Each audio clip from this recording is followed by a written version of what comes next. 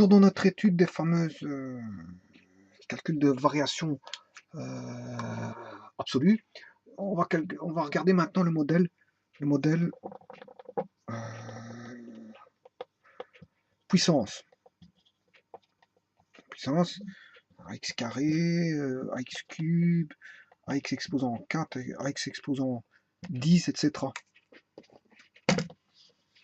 A étant un coefficient, voilà. Donc, y égale ax exposant p. P, c'est la puissance.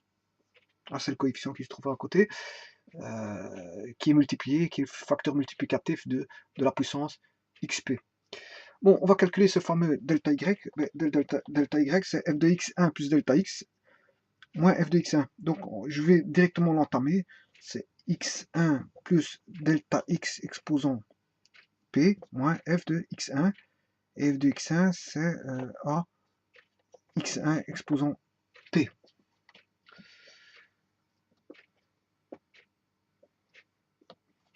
Alors, si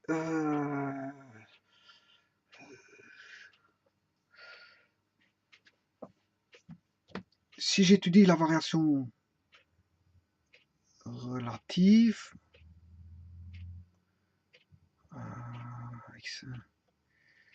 ici je ne sais pas extraire la puissance. La puissance, je ne sais pas l'extraire. Je peux faire quelque chose si j'étudie la variation relative. Ben, étudions la variation relative parce qu'apparemment ici ça nous donne rien comme renseignement la variation absolue.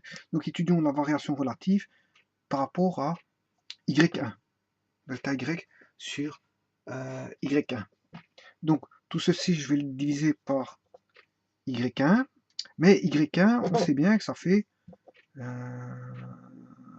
c'est f de x1, c'est-à-dire f de x1, c'est a x1 exposant p. Voilà. Voilà. C'est a x1 exposant p. Ça m'arrange. Pourquoi? Parce que je vais pouvoir, si je mets a en évidence ici, je retire le a là et le a qui était ici, je le mets en évidence, j'ai a. Et comme j'ai un a en dessous, ben, ils vont se simplifier pour n'avoir que ceci. Voilà.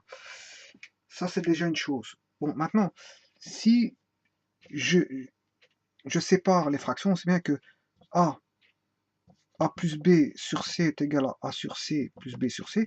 Je vais appliquer ça, je vais éclater donc la fraction en deux termes, ce qui fait x1 plus delta x exposant p sur x1 exposant p moins x1 exposant p sur x1 exposant p. Et là, ça me donne 1. Voilà, donc on a moins 1.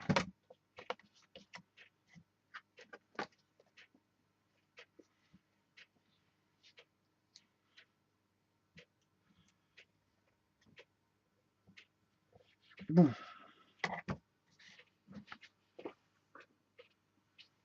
Est-ce qu'on sait faire quelque chose avec ça?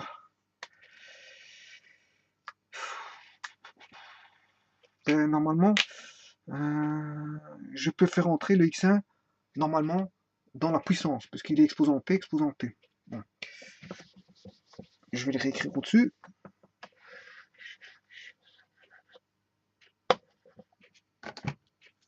Je suis en train d'étudier la variation relative en Y, parce que la variation absolue en X ne me donnait rien d'intéressant.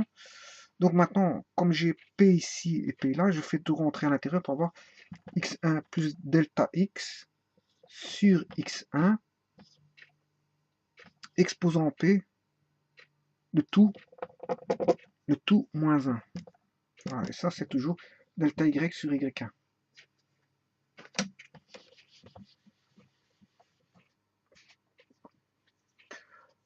Bon, ici, je peux simplifier. X1 divisé par X1, ça fait 1. Ouais, je vais encore faire la propriété des fractions A plus B sur C est égal à A sur C plus B sur C.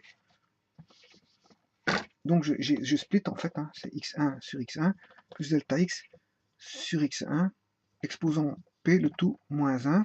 Donc, X1 sur X1, je retrouve 1. 1 plus... Voilà. Donc ici, on peut voir une certaine lecture. On peut avoir la lecture. Hein. Voilà.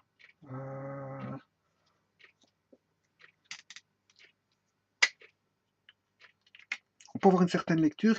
Pourquoi? Parce qu'on voit bien que la variation absolue, la variation absolue en Y est égale, est proportionnelle, on va dire pas proportionnelle, mais la variation dépend, on va dire dépend de la variation pardon, relative, pas absolue, hein, parce que c'est delta Y sur Y. La variation relative en Y dépend de la variation relative en X. La variation absolue en Y dépend de la variation relative en X.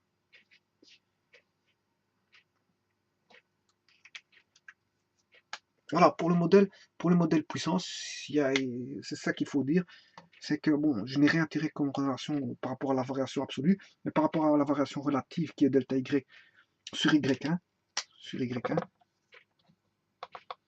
égal à 1 plus delta X sur X1 exposant P moins 1, et donc la variation relative en Y dépend de la variation relative en X. Voilà, je vous remercie.